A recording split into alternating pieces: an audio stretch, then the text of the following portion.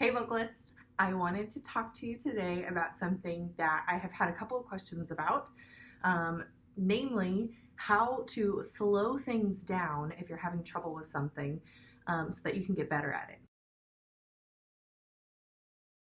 One of the tricks that you'll see us do on like our Thursday is if like the band is having a hard time hitting different changes is we might adjust the click track to like a half-time tempo.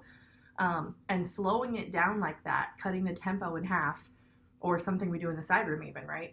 We will slow down the tempo a little bit to really make sure that everything's in its proper place, and then you can speed it up quickly and kind of work out that execution that way. So that's a tool. So how do you do that if you've got like a harmony part on Planning Center that is moving quickly because it's to the tempo of the song? How do you pick that apart? How do you slow it down? How do you nail all of those pitches and really clarify where those notes change and stuff like that? So today I wanted to show you how I personally do that to hopefully give you another tool so that you can be better at this yourself. One of the ways that I've done this before is to actually record the melody a lot slower. So this is Echo by Tauren Wells.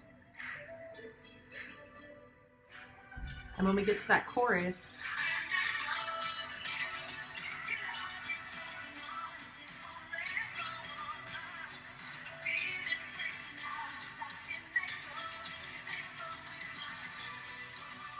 some of those words and those pitch moves, right here it's a little slower, right?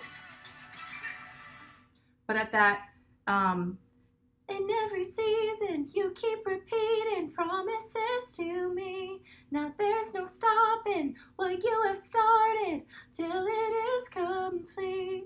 Right? The parts in there move very quickly, and sometimes that might get tricky to go, am I singing the right thing at the right time, etc. So one of the things that we talk about from the very beginning of even Infuse and as you join the team is to actively listen.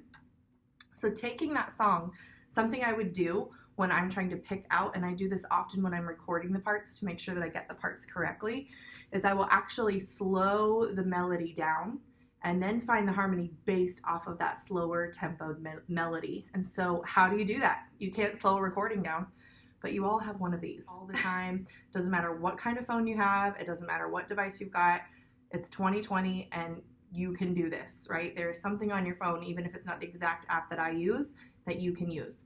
So I use this one that comes standard on the iPhone called Voice Memo right here. Okay, instead of singing it to time, I'm going to actually sing it out of time and sing it way slower. So we do this song in E, so just I'm going to put myself there. Okay. So the words there are in every season you keep repeating. So here we go. So I'm going to sing it, the actual melody, right? In every season you keep repeating. He actually does it lower. Promises to me. Now there's no stopping what you have started. Right? I'm going to slow that way down now. It's going to sound ridiculous, but I'm going to do it slower so that I have an accurate melody. I've learned the actual melody by actively listening, and I'm going to put it down on paper or into a file digitally that I can look back at in a slower way. So here it goes. In every season you keep repeating promises to me. Now there's no stopping what you have started until it is complete. When my mind... Okay, and so we could keep going, But the idea is that now I have the melody at a much slower pace. I have the recording at a much slower pace. And while I'm playing it back, now I can find my harmony part at a much slower rate to make sure I really have all of those motions or movements accurately. In every season, you keep repeating promises to me. Now I'm going to move my part.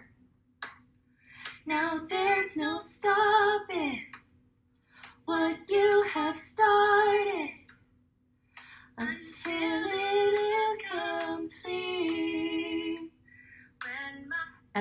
have never gotten all of those little motions correctly if I didn't slow it down and know exactly where the timing was of that motion or that movement. Do that. Now, what if you don't know your harmony part, right? You don't know the part well enough and you need it slower. I'm going to show you something that I actually had to do just a little bit ago with a warm-up. This is the same with the melody. Let's say you don't know the melody and the melody's moving too fast. How do you do that? Same way that you eat an elephant, one little bite at a time. So one of the ways that I like to do that, I'm actually going to play the warm-up for you. I got a new set of warm-ups. I love them, from Diane Sheets. You can go buy them online. But there's one, it is a, what is it? It's like a minor pentatonic scale or something. It's something ridiculous. And the movement in it is so fast, and it's at different intervals than a typical like 1-3-5 warm-up. But it's really helped me to improve my accuracy in my pitch. And so one, this is a great way to improve that, is to do warm-ups like this. But two is you can, if you're having difficulty finding what a pitch is in something that moves quickly, you're gonna go one note at a time. And I had to do this in this warm-up because it went so fast. There was no demonstration that was super slow for me to get a hold of. I had to just pick it apart one note at a time, and it took me a while. And now that I have it, I know it. I know it so well. It's a minor pentatonic riff. So here we go. This is a flexibility exercise made up of a minor pentatonic arpeggio with 2 long minor pentatonic riffs.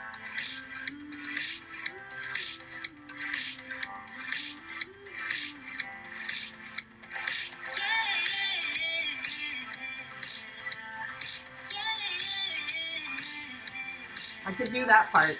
This part I could not do.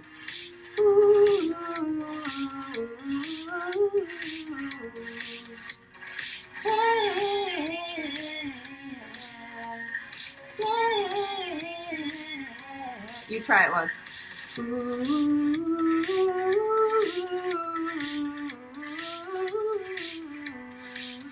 That part was so difficult for me when I first started because it's a minor scale, it's different than what we typically do, and I really struggled with finding what those pitches were.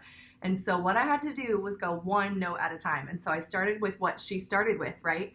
And I wrote that down, and I started with, and then I was just listening for the second note. So I was going, ooh, I knew that was the first note. Okay, what was the space between the first and the second note, right? And we do this in the side room a lot. Ooh, okay, ooh, ooh, ooh, ooh. And then I had to know the next step, right? And so I just listened to get that very next note now that I knew the first two. Ooh, ooh. And I had to do that over and over and over again until I knew those first three. And then I moved on to the next note, right? And I was just listening for the next note. And it didn't mean that I was singing the first three, because if I did start singing, I was going to butcher the fourth one. I was going to butcher the next note, thinking my brain doesn't have the capacity to listen and also sing a pitched something at the same time. You've got to shut one of the like functions off in order to actually do the thing that you want to do. So shut off the singer and open the listener and do just the listening when you're listening for the very next note, and just work up and be quick on that trigger. So like this, right?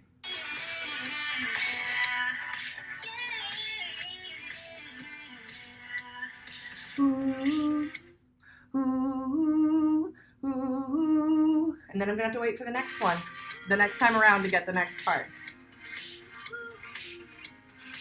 I knew this. I could do that part.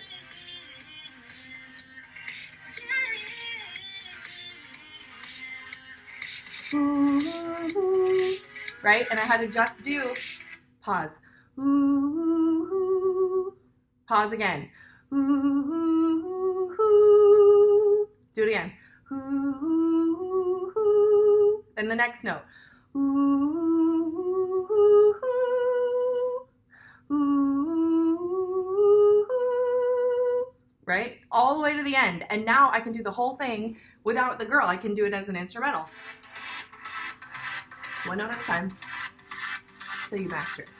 Here we go. Try it with me. Ooh,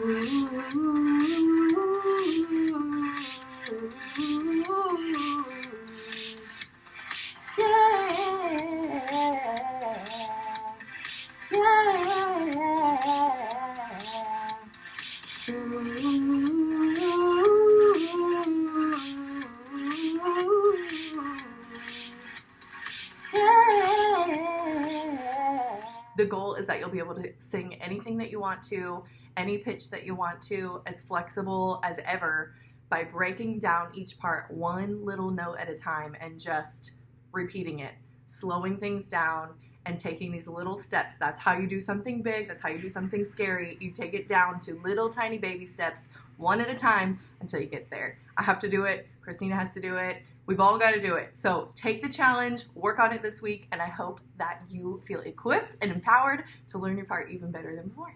Have a great week, guys. This is a flexibility exercise made up of a minor pentatonic arpeggio with 2 long minor pentatonic riffs.